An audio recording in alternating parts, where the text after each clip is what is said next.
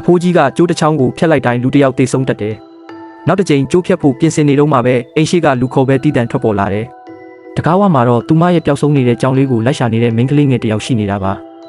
အဖိုးကြီးအံ့အားသင့်သွားတယ်ဘာလို့လဲဆိုတော့အဲ့ဒီမိန်းကလေးကသူ့ရဲ့နောက်ထပ်ပြစ်မှတ်ဖြစ်နေပြီးသူမြင်ခဲ့ရတဲ့တပ်ပုံထဲမှာလည်းအဲ့ဒီကြောင်လေးပါနေလို့ပဲမိန်းကလေးကအခန်းထဲကကျိုးတွေကိုမြင်သွားပြီးအထဲကိုဝုန်းတိုင်းကျဲပြေးဝင်လာတယ်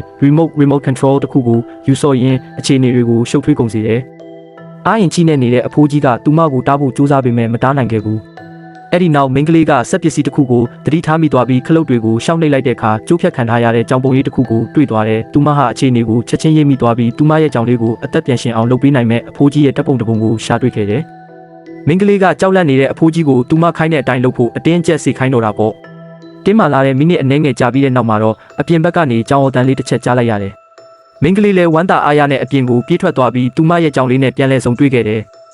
အဖိုးကြီးကတော့တက်ပြင်းချရင်သူဘာလို့ဒီကိစ္စတွေလဲပါဝင်ပတ်သက်မိပါလိမ့်လို့တွေးနေမိတော့တယ်သူဟာလက်ထက်ကတန်စင်အသေးလေးကိုလွှင့်ပစ်လိုက်ပြီးပိုကြီးတဲ့တန်စင်တစ်ခုနဲ့အစားထိုးကအပြင်ထွက်ပြီးမျက်ရည်နေလိုက်တယ်အတွေးပေါင်းစုံနဲ့ပေါ့